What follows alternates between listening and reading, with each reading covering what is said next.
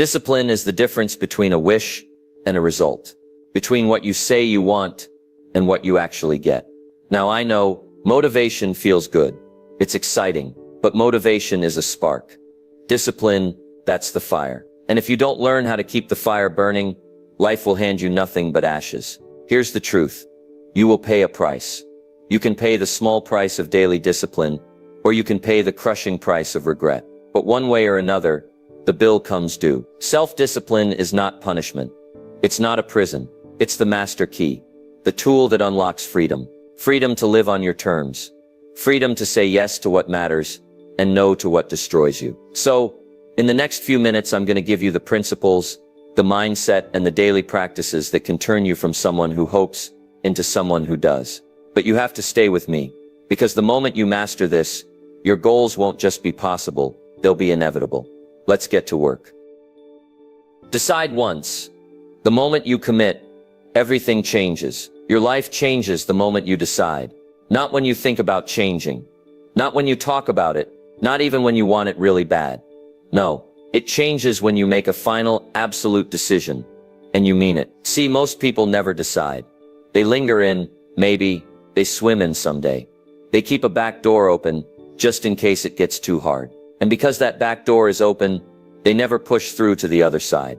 The truth is, indecision is the enemy of discipline. You can't be half committed and expect full results. It's like planting a seed, then digging it up every other day to check if it's growing. Nothing will take root until you commit to keeping it in the ground.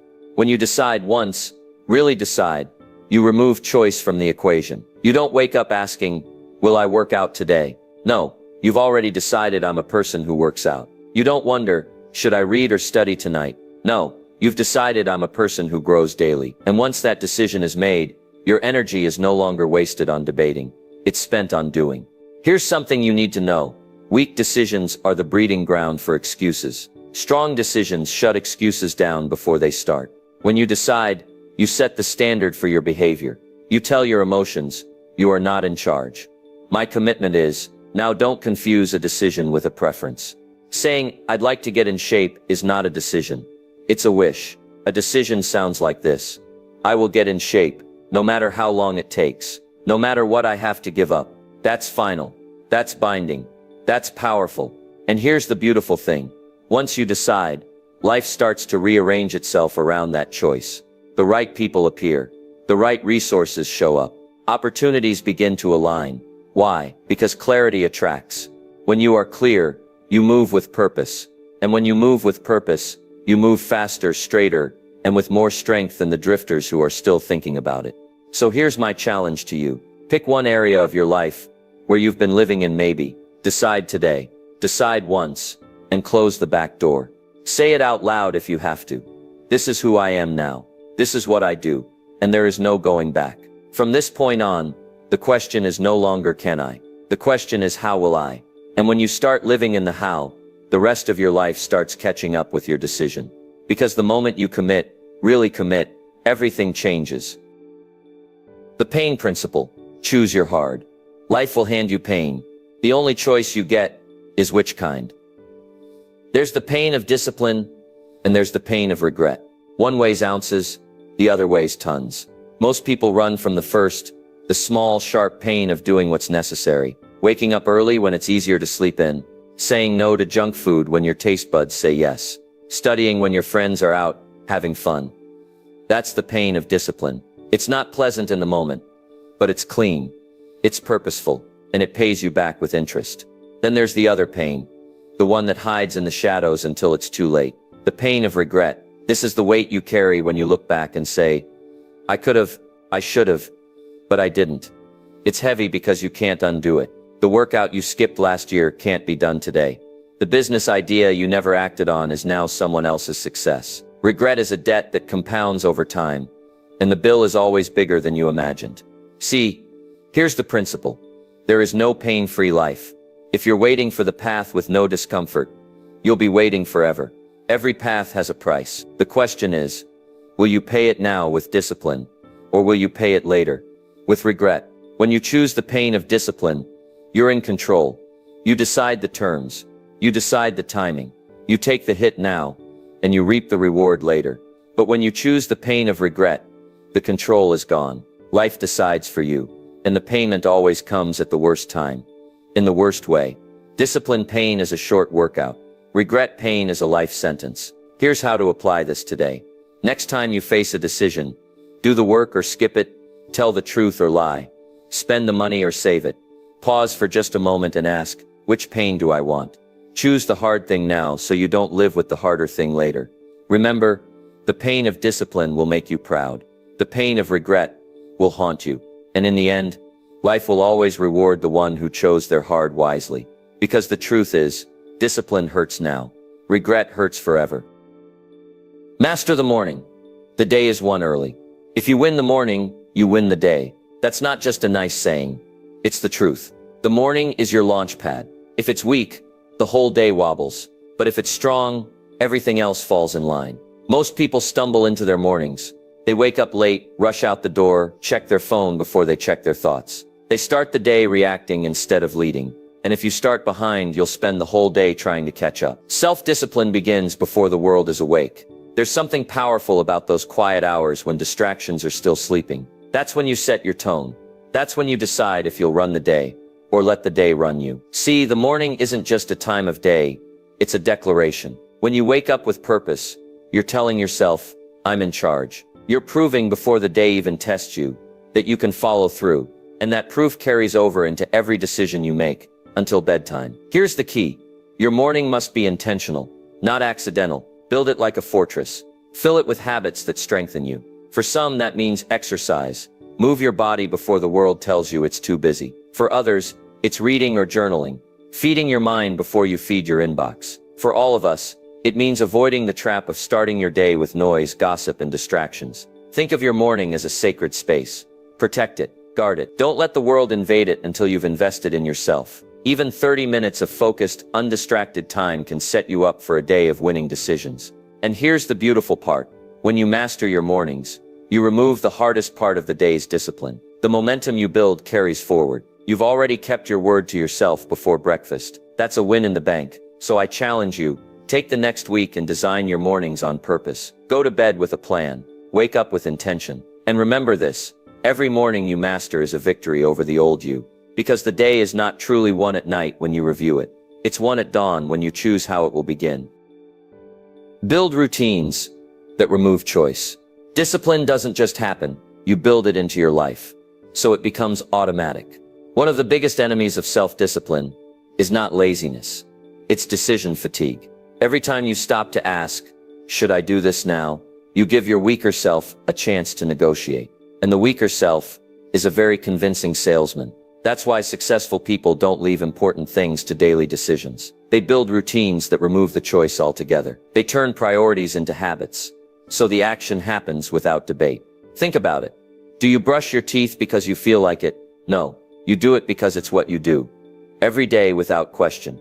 Imagine if you treated your workouts, your reading, your business work the same way. Not optional, not negotiable, just part of who you are. Here's the secret. Routines don't restrict your freedom. They protect it. By deciding once, you eliminate 1,000 tiny decisions later. You free up your mental energy for bigger, better choices. It works like this. You identify the key actions that move you toward your goals, and you lock them into your schedule. Not when I have time, but at a set time, in a set way. You don't wait for motivation.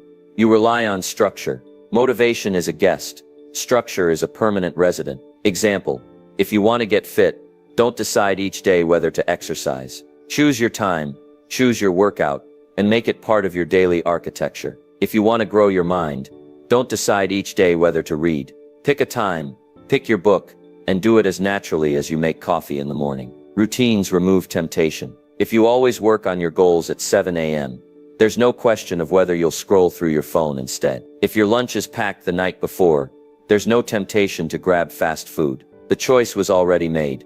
Yesterday. Now here's the warning. Building a routine takes more discipline in the beginning. But once the habit forms, it starts carrying you. You'll wake up one day and realize you're no longer pushing yourself. You're simply following the groove you carved. So don't wait for willpower to show up. Create a system so strong that willpower doesn't have to work overtime. Make your best decisions once, and let your routines do the heavy lifting every day after. Because in the end, the most disciplined people aren't making the hardest choices every day. They made those choices long ago, and now they simply live them. Guard the gate, protect your mind and time. Your mind is a garden. Your time is the soil. And if you don't guard the gate, weeds will take over. Discipline isn't just about doing the right things. It's also about protecting yourself from the wrong things. You can't build a disciplined life if your mind is polluted and your time is stolen. Let's start with your mind. Every day, something is trying to get in. News, gossip, complaints, negativity. And here's the truth. What gets in will grow. If you fill your mind with poison, don't be surprised when your thoughts turn toxic. You can't plant weeds and expect roses. That's why you have to guard the gate. Decide what ideas, voices, and influences you will allow into your mental space. This isn't being rude, it's being responsible. If a conversation drags you down, step away. If a book, show, or article fills you with fear or doubt, turn it off. Feed your mind with what strengthens you: wisdom, encouragement, truth, and skill. Now let's talk about time. Time is the currency of discipline. Spend it well, and you'll be rich in results. Waste it, and you'll be bankrupt in opportunity.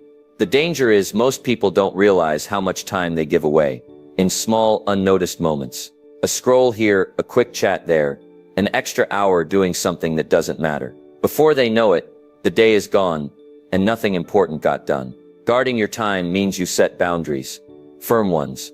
It means you decide who and what gets your attention, and who and what doesn't. You can't say yes to everything and expect to have time left for your priorities. Every yes to the wrong thing is a no to the right thing. Here's the principle. If it doesn't move you toward your vision, it's a distraction. No matter how good it looks, discipline is not just doing more, it's doing less of the wrong things. And guarding the gate is a daily job.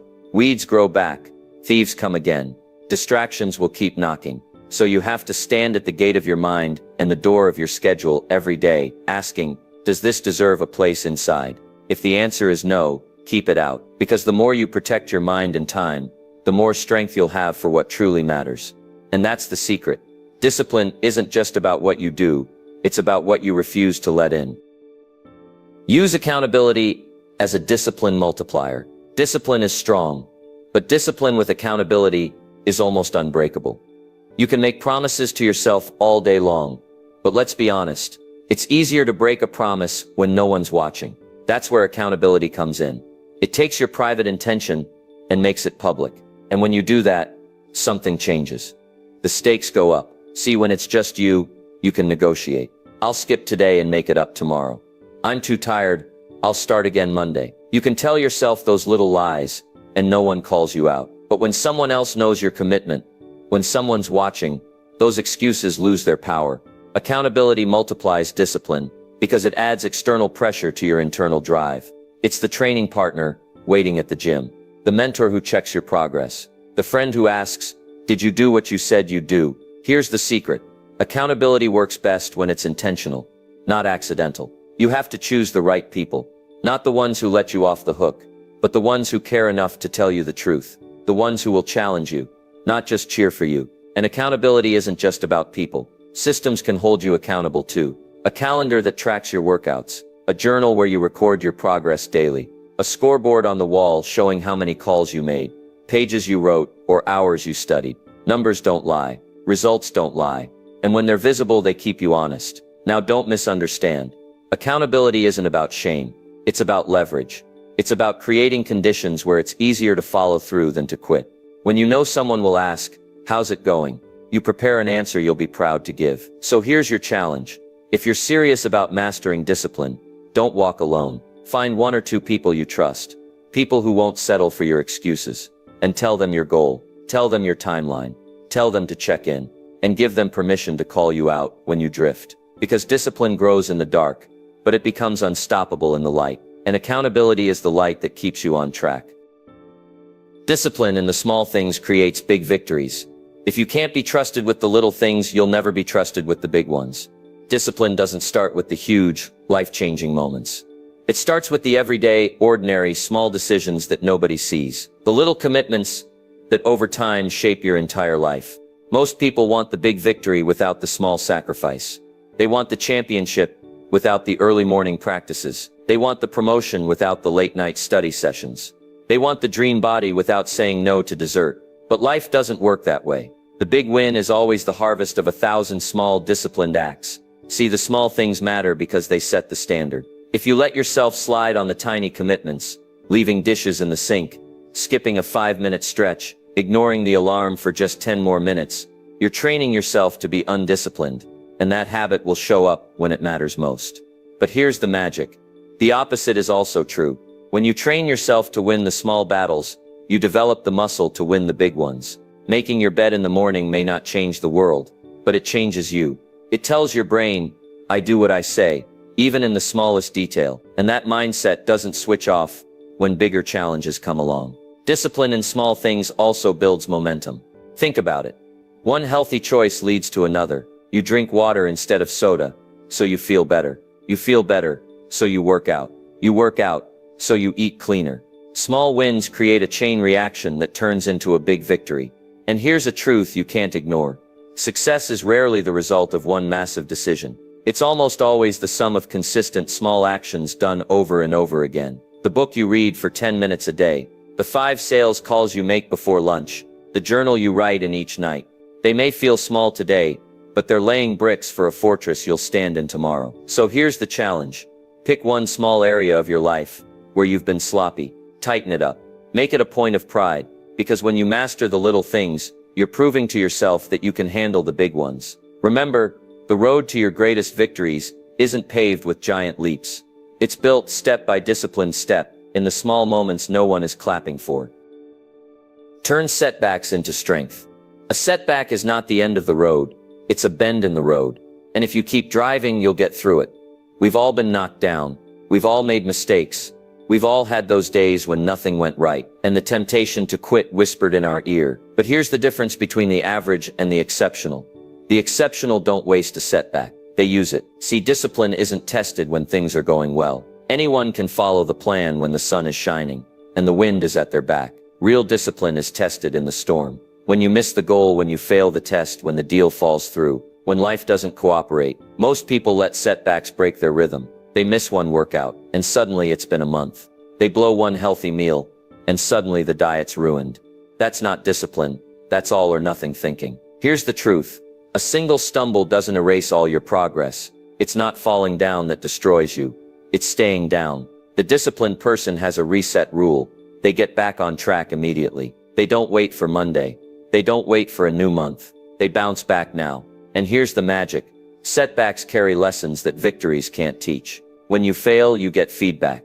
You learn where you're weak, where you got distracted, where your plan wasn't strong enough. And if you're willing to be honest with yourself, that feedback can make you stronger than you were before the fall. Think of a muscle.